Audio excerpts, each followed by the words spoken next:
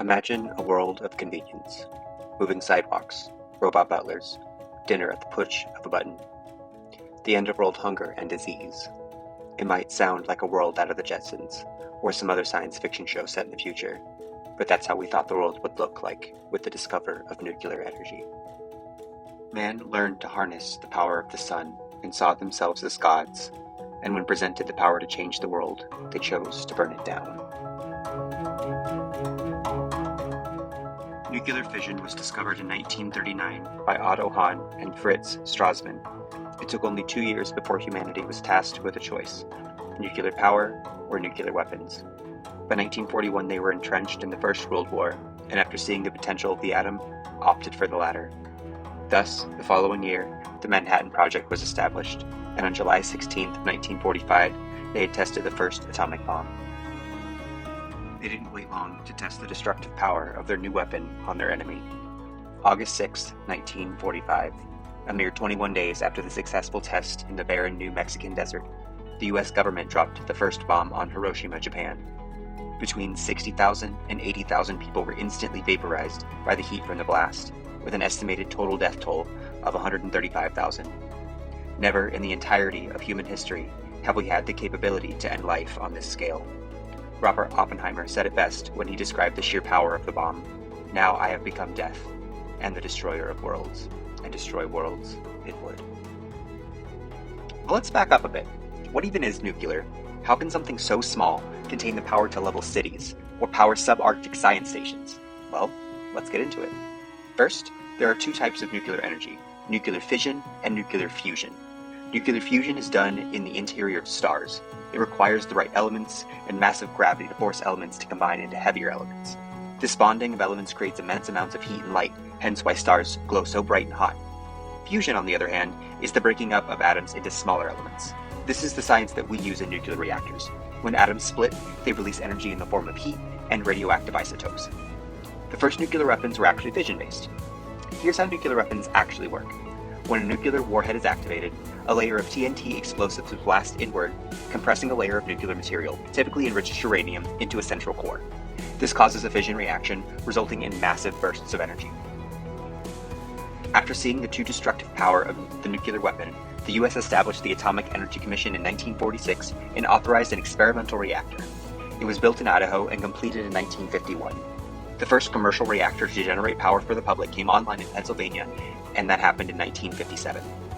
Growth continued well into the 60s, but slowed in the 70s and 80s due to concerns over nuclear safety, waste disposal, and environmental impacts.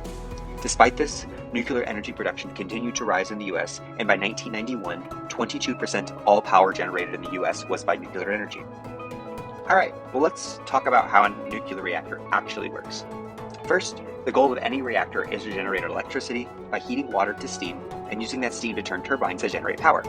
It all starts with the fuel source. Most reactors use enriched uranium. Uranium is actually found in most rocks and in seawater. Most of the uranium produced in the world comes from Kazakhstan, Canada, Australia, Namibia, Nigeria, and Russia. Combined, the 6 countries are responsible for about 85% of the world's uranium. To extract uranium from rocks, we use a process where we crush the rocks and mix them with water to create a slurry. Then the mixture would be treated with sulfuric acid to remove impurities. That was in the past. Today, we use a process called in situ. Water injected with oxygen or an acid are pumped into the ground, which dissolves the uranium, which is then pumped back to the surface. It is refined and dried, creating a substance called yellowcake or uranium oxide. But yellowcake uranium isn't good enough for reactors. It needs to be enriched. Enrichment is a process where the uranium oxide is turned into a gas called uranium hexafluoride. It's then fed into a centrifuge where it's separated into uranium-235 and uranium-238. U-235 is our target element. Since it's lighter, it can be skimmed off the top of the centrifuge and collected. The collected U-235 is respun to remove any trace particles known as tails or inferior quality U-235, also known as depleted uranium. From here, the purified U-235 is shipped to a fuel fabrication plant and converted into uranium dioxide powder, pressed into discs, and heated to harden into fuel pellets. They are then stacked inside thin tubes known as fuel rods and inserted into a reactor, anywhere from 90 to over 200, depending on the size of the reactor. Great, so we have the fuel, we have them in rods and in a reactor. Let's talk about how a nuclear reactor actually works. Inside the core, Fuel rods are arranged in a configuration where the atoms coming off of rods knock into other rods, creating the chain reaction. Water constantly surrounds the fuel rods, which absorbs the heat generated by the fission reaction. That water superheats and turns instantly to steam, and is transported by a pipe to a turbine where it generates electricity. The superheated water is then transported to a cooling tank where the heat from the pipe is taken into the cooling water, cooled down, and sent back into the core. The big cooling tanks that we see have zero radioactive water, so the big clouds of steam that we see rising are nothing but clean water vapor. Awesome.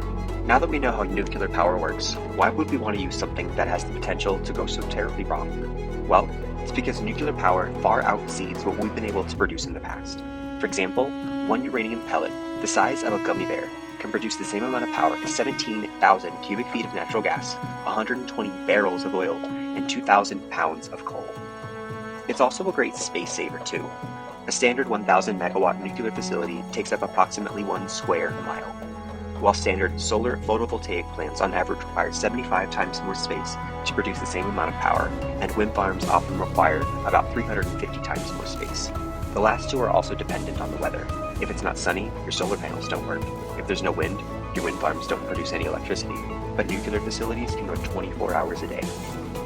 Another thing to consider is if you're taking up all this space for solar and for wind, you're also taking away space from people who need housing, from our ability to grow food. Not only are those aspects, but solar and wind farms also have other environmental aspects that nuclear just doesn't. Solar farms actually increase the ambient temperature of the surrounding area by reflecting sun rays, and wind farms are extremely loud. And because these farms tend to be so large, they have to be located outside of urban centers, requiring their workers to commute to these locations, further increasing carbon footprint. Another thing to look at are the carbon emissions. This is the thing that's actually tearing a hole in the ozone layer. In 2024 alone, coal was responsible for 15.45 billion tons of CO2 being pumped into the atmosphere, with oil at 11.91 billion tons and natural gas being at 7.76 billion tons, all while nuclear is carbon neutral. But how do we actually keep people safe when working in a reactor? The barriers in a typical plant are: the fuel is in a form of a solid ceramic pellet, and radioactive fission products remain largely bound inside these pellets as the fuel is burned. The pellets are packed inside sealed zirconium alloy tubes to form fuel rods. These are confined inside a large steel pressure vessel with walls up to 30 centimeters thick. All this is enclosed inside a robust, reinforced concrete containment structure with walls at least 1 meter thick. This amounts to 3 significant barriers around the fuel, which itself is stable up to high temperatures. These barriers are monitored continually. The fuel cladding is monitored by measuring the amount of radioactivity in the cooling water. The high-pressure cooling system is monitored by the leak rate of water, and the containment structure by periodically measuring the leak rate of air at least 5 times above atmospheric pressure. Looked at functionally, the 3 basic safety functions in a nuclear reactor are to control reactivity, to cool the fuel, and to contain radioactive substances. I think it's safe to say that nuclear reactors are, well, safe. But what risks do they still have? Well, for starters, the radiation. If multiple safety systems fail, radioactive material can be released in the environment, as we've seen in Chernobyl and at Fukushima Daiichi. Even as bad as they were, they still don't compare to the deaths linked to other forms of fuel production. From 1965 to 2021, for every terawatt hour of electricity generated, which is used by approximately 150,000 people, coal was responsible for 24.6 deaths, oil being responsible for 18.4, and natural gas being responsible for 2.8. While nuclear sits at a whopping 0.03 deaths per terawatt hours. So let that sink in. Over the last 56 years, non-renewables have caused 1,526% more fatalities than nuclear, including the nuclear disasters that we've had over the last 60 years. But like with nuclear, we do find ways to manage risk in all forms of energy production. For instance, in coal production, the largest risks are things like cave-ins, exposure to chemicals, and of course, miner's lung. Workers are routinely drilled with excavation and escape plans in the case of a collapsed tunnel, and are provided respirators and maintain proper ventilation to prevent respiratory issues and exposure to toxic fumes and chemicals. However, accidents do happen. On April 20th, a bubble of methane gas escaped from the well and shot up the drill pipe, causing the Deepwater Horizon oil rig to explode and sink to the bottom of the Gulf of Mexico, releasing an estimated 3.19 million barrels of oil into the ocean. A combination of wind, ocean waves, and oceanic currents caused the oil to spread to an area of about 5,000 square miles, about the size of Connecticut. The problem with oil spills is that they don't all just rise to the surface. Some of the oil mixes with seawater and bacteria and falls to the seafloor. Some of it clumps together and forms a plume of oil under the surface. Think of this as kind of an underwater sea current, but of oil. There were several methods deployed to clean up oil from the sea. Floating booms were set up around the slick to prevent the surface oil from spreading, and skimmers were used to pull the oil from the surface, though only about 2 to 4% of oil was cleaned this way. After as much oil could be skimmed, they added absorbents to absorb and absolve the oil from the water. Things like peat moss, straw, hay, and sawdust all naturally attract oil, making them great for cleaning the surface of water. They also burned oil from the surface, removing about 5 to 6% of oil from the spill. They also deployed dispersants, which are chemicals that cause the oil to break down into smaller particles, enabling bacteria to break down the oil. So we've created these hazardous waste materials, and what do we do with them? That's the ethical question. The lifespan of a fuel rod is anywhere from 3 to 7 years, depending on its location inside the reactor. It's considered spent when the fuel rod can no longer sustain a fission reaction. From there, all U.S. nuclear power plants source spent nuclear fuel rods in spent fuel pools. These pools are made of reinforced concrete several feet thick with steel liners. The water is typically about 40 feet deep and serves both to shield the radiation and cool the rods. As the pools near capacity, utilities move some of the older spent fuel into dry cask storage. These casks are stainless steel canisters surrounded by concrete. Fuel is typically cooled for at least 5 years in a pool before transfer to a cask. Currently, there is no long-term storage facility in the United States. Okay, so now that we understand how nuclear reactors work, let's talk about what happens when they don't. What exactly is a nuclear meltdown? On April 26, 1986, the world would learn.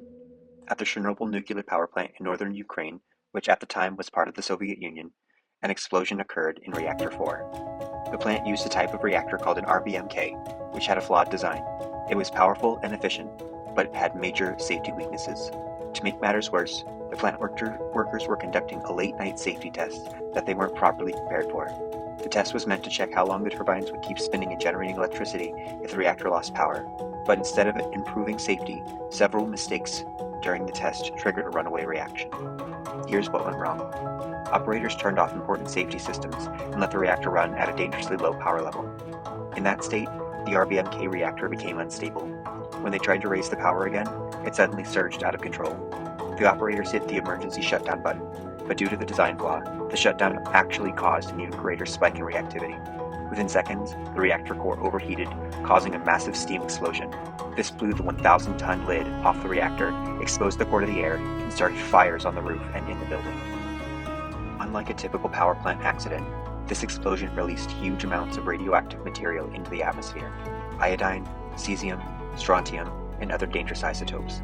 These particles were carried by wind across Ukraine, Belarus, Russia, and even parts of Europe. People living nearby were not warned immediately. Many continued normal routines while being exposed to radiation. It wasn't until Swedish scientists detected unusual radiation levels in their own country that the Soviet Union admitted something had happened. But what's the likelihood of something like this actually happening? Let's put it this way. You're statistically more likely to be struck by lightning or win the lottery. The probability of being a fatality in a nuclear disaster is 1 in a billion, while the probability of being struck by lightning is 1 in 1.25 million. Another perspective, that means that in the entire 8 billion people on the planet, only 8 people will be victims of nuclear disasters, whereas 800 people are likely to get struck by lightning. I don't know about you, but I'd rather make money in nuclear than waste my money in lottery tickets. So in the end, do the benefits of nuclear energy outweigh its inherent risks? Yes. While nuclear does pose a risk, the risk it poses is far less than assumed by the public. Over the last 60 years, nuclear has provided more energy, more safely, than any and all other forms of energy production by comparison. In 1950, there were no nuclear plants and no energy produced in the world. And by 2023, nuclear is beginning to meet the same energy production levels as coal, oil, and natural gas. That's in the last 60 years. In the US, coal is responsible for nearly 11% of energy, while nuclear sits around about 8%. And in the next 60 years, it's expected to bypass and outproduce all forms of fossil fuel energy production, and the change can't come soon enough. With greenhouse emissions on the rise, nuclear aims to solve this crisis by offering clean energy without the release of harmful CO2. And even with the disasters we've had, nature and humanity have such a resiliency to bounce back and reclaim areas we thought would be uninhabitable for hundreds of thousands of years. The Chernobyl exclusion zone has become a nature sanctuary for plants and animals in the absence of humans. Mammals have returned to the area in large numbers with minimal effects of radiation. It has become the largest nature reserve in mainland Europe, covering almost 19,000 square miles. Human efforts to contain the radiation also show human resilience. The levels of radiation in and around the plant are drastically reduced by pouring concrete over radioactive material and the recent completion of the sarcophagus, a massive man-made structure completely sealing the exploded reactor, further reducing concern for radiation in the area. Members of the public are even able to stay overnight in the buildings of Pripyat, the town that housed the workers of the plant. Not only are human efforts at play to minimize environmental exposure, but the actual output of harmful environmental effects of nuclear power are almost zero. The carbon emissions produced by non-renewables exceed that of nuclear 100-fold, meaning it helps solve the climate crisis. Its land footprint is also much smaller, meaning it can be used for greater purposes like housing or growing food. Within the next 60 years, the world is estimated to run out of oil and natural gas, while coal is estimated to run out in the next 100, meaning the world will need to transition to renewable energy, or nuclear and geothermal. As we run out of our primary fuel, it will grow more expensive, and the race for cheaper and more reliable energy production will increase. Nuclear is on the rise. Not only can nuclear and radiation be used in energy production, it's used all over the world in ways you may not even realize. Radiation is being used to fight the hunger crisis in the world by increasing yield and reducing insect susceptibility in food. Radioactive materials are in smoke detectors and watches. It's also used in sterilization for hospitals and long-term food storage. It's used for carbon dating and even desalination of water. Nuclear isn't going anywhere, and with a world dependent on a fuel source that's bound to run out, it's about time we embrace the power of the sun and use it to extend our reach to the stars above.